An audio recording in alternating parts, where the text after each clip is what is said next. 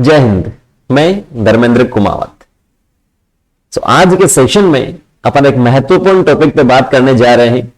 कुछ स्टूडेंट ने कमेंट करके पूछा था कि सर बायो में तो एनसीईआरटी सफिशिएंट है, लेकिन क्या केमिस्ट्री और फिजिक्स उसमें भी एनसीईआरटी से काम हो जाएगा नीट के एग्जाम के लिए, या कुछ और एक्स्ट्रा पढ़ना है?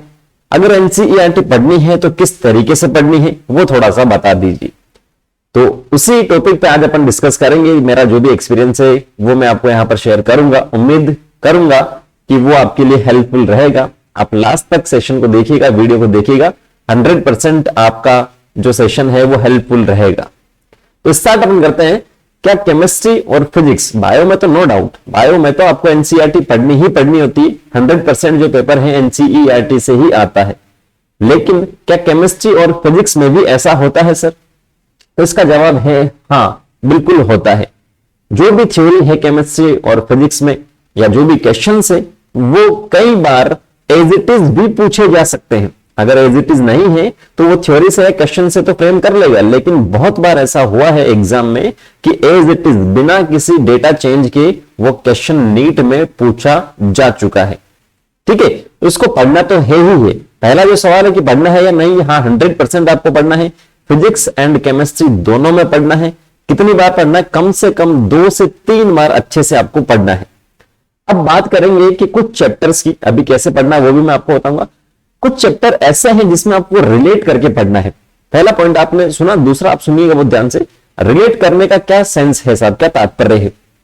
तो जैसे जीव विज्ञान में, बायो में आपने चैप्टर का नाम सुना है बायोमोलिक्यूल, जैव अणु जिसे अपन कहते हैं।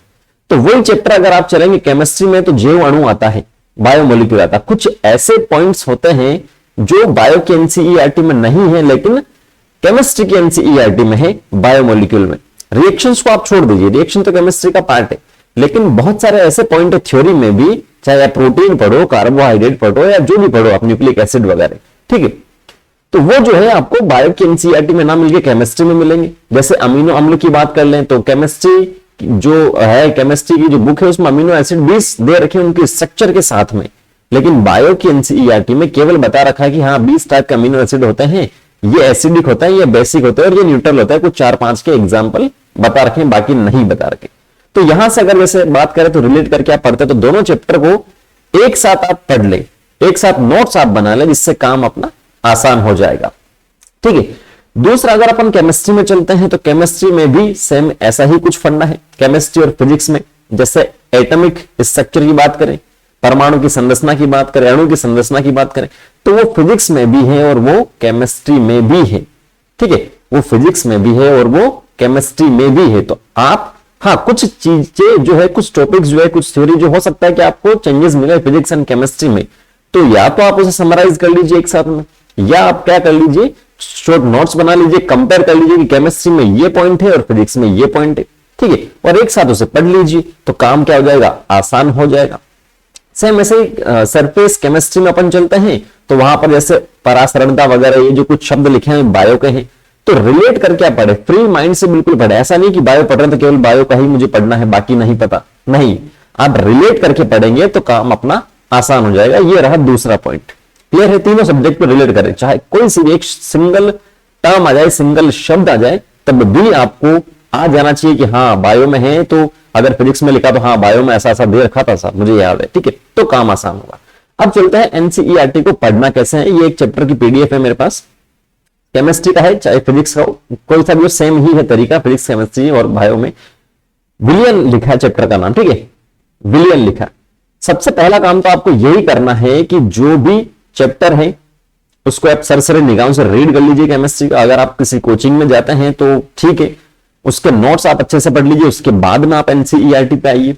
ठीक है, और नहीं जाते हैं कहीं से भी ऑनलाइन देख रहे हैं, यूट्यूब पे देख रहे हैं, तब भी आप एक बार जो पढ़ा रहे हैं टीचर उसको पढ़िए, नोट्स बनाइए खुद के, उसके बाद में एनसीईआरटी पे आइए।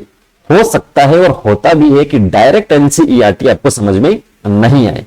तो बायो में भी होता तो फिर फिजिक्स और केमिस्ट्री में थोड़ा सा अपने को सोचना पड़ेगा सीरियसली। ठीक है, तो वो आप खुद के नोट्स बनाइए, उसके बाद में एनसीईआरटी पे आइए। अब जैसे ही एनसीईआरटी पे आप आते हैं तो पैराग्राफ आपके पास होंगे। पहला पैराग्राफ यहां से स्टार्ट हो रहा है, दूसरा हो रहा है, तीसरा हो रहा है, इस प्रकार से पैराग्राफ में आप देखिए की पॉइंट आपको देखना है।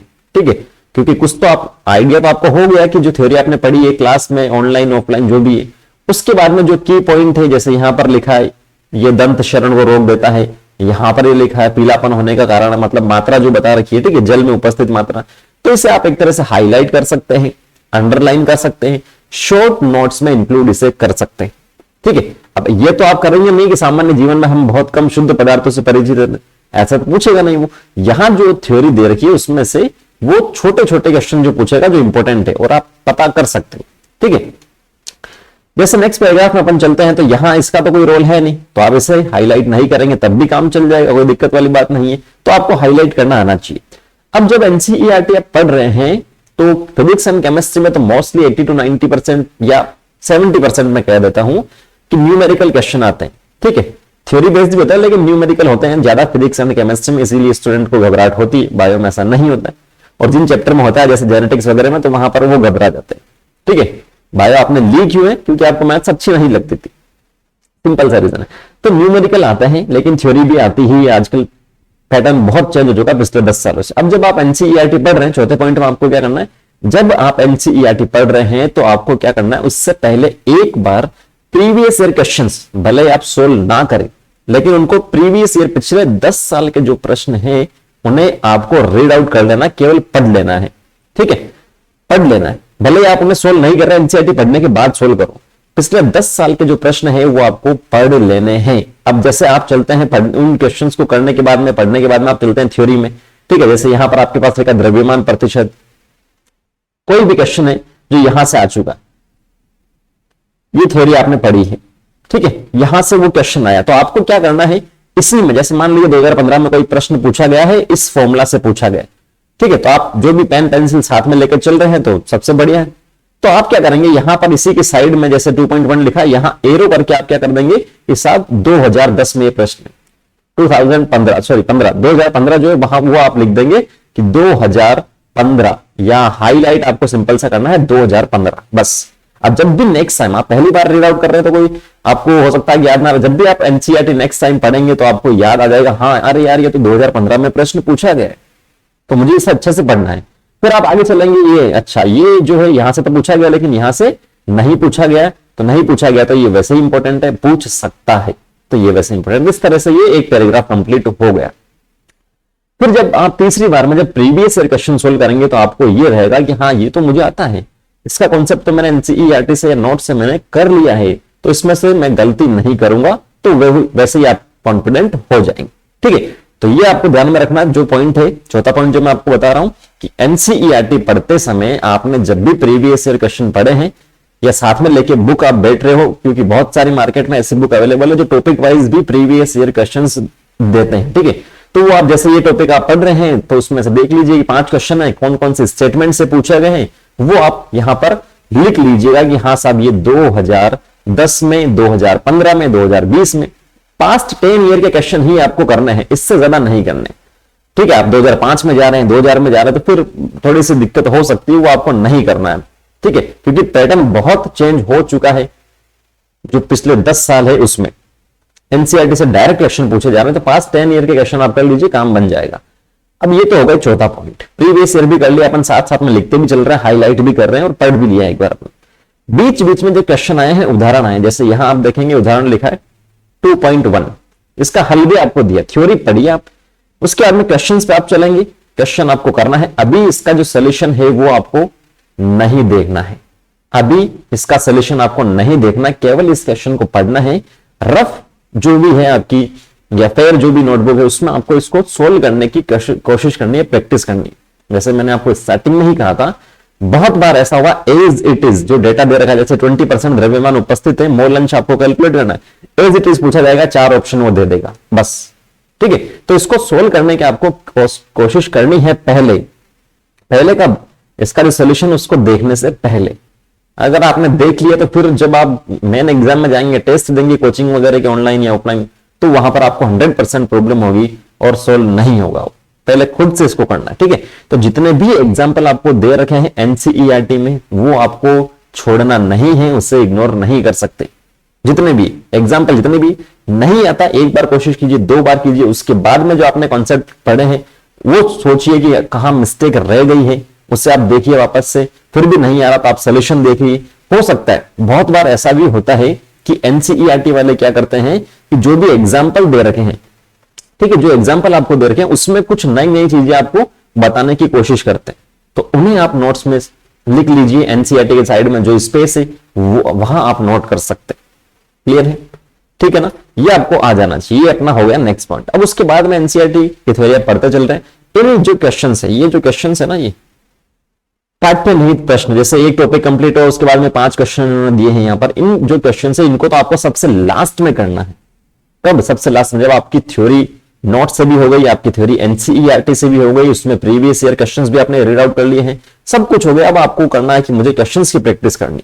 ठीक है, मॉड्यूल तो होती ही है, कोचिंग में जो देते हैं वो तो आपको पढ़नी ही है, उसके क्वेश्चन सोल्व करने ही है, लेकिन एनसीईआरटी के जो क्वेश्चन से उन्हें आप नहीं छोड़ सकते। ये मेरी सबसे बड़ी गलती थी जब मैं तैयारी कर रहा था तब। ठीक है, एनसीईआरटी के क्वेश्चंस देखते ही नहीं थे भाई साहब, और उस टाइम AIEEE वगैरह होते थे, IPMT या नीट जो होते थे, एज इट इज पूछ लिए जाते थे। तो इन क्वेश्चंस को एक बार नहीं करना है, जितनी बार आप प्रीवियस ईयर क्वेश्चन कर रहे हैं या जितनी बार मॉड्यूल के क्वेश्चन आप कर रहे हैं, उतनी ही बार एनसीईआरटी के क्वेश्चंस आपको करने हैं सोल्व। ठीक है, यहां ऑप्शन आपको नहीं मिलेंगे, आपको एक्यूरेट जो आंसर आ रहा है वही आपको एनसीईआरटी के सबसे लास्ट में आंसर की फॉर्म में मिलेगा। कि इसका मान लीजिए ये क्वेश्चन देर का इसका आंसर 50 है, तो 50 लिखेगा सीधा, इस क्वेश्चन का 2.1 का 50 है, जो भी यूनिट है, तो वो आपको आंसर मिलेगा। फिर भी आपको नहीं आता तो आप जो भी क्लास टीचर हैं आपके डाउट काउंटर पे जो भी बैठे हैं उनसे आप डिस्कस कीजिए कि साहब ये प्रॉब्लम है, इसको बताइए, वो आपको अच्छे से बता देंगे। ठीक है, पाठ्य निहित प्रश्न को नहीं छोड़ सकते, ये अपना सबसे इंपॉर्टेंट पॉइंट है, 5वां। क्लियर है?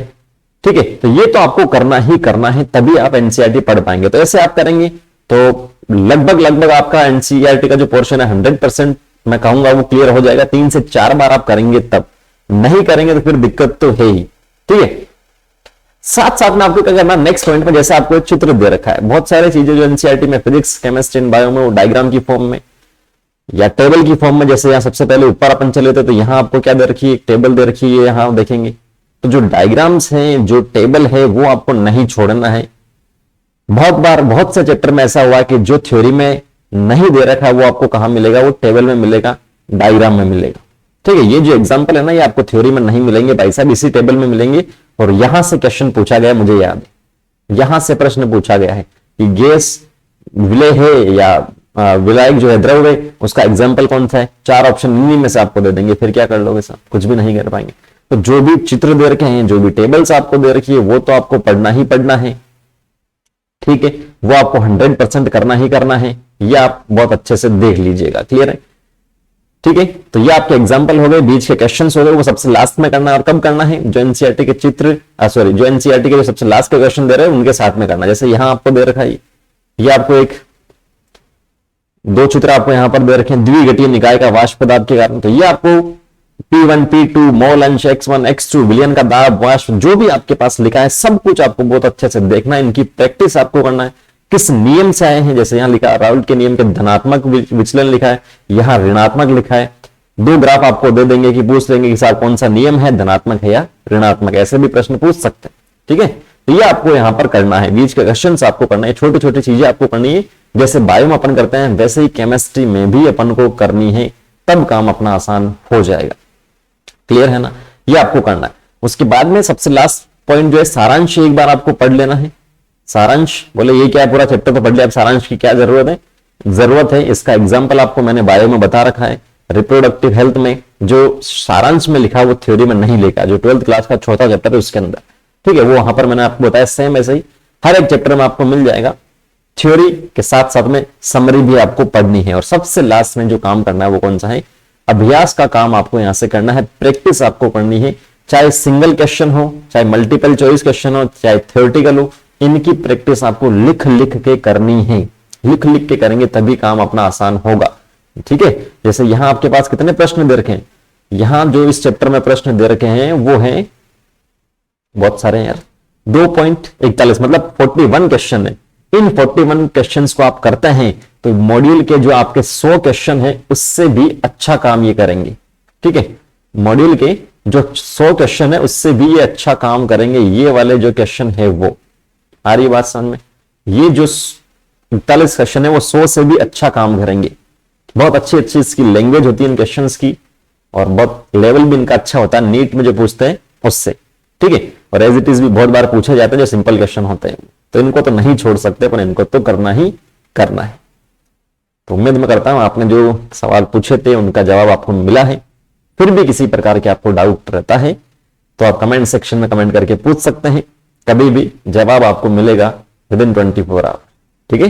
सो अप्लाई कीजिए, समय अपने पास कम बचा है, सोने का समय बहुत है नीट के बाद में, अभी नहीं नीट के बाद में, ठीक है। मिलता है नेक्स्ट सेशन में। Thank you, all the very best.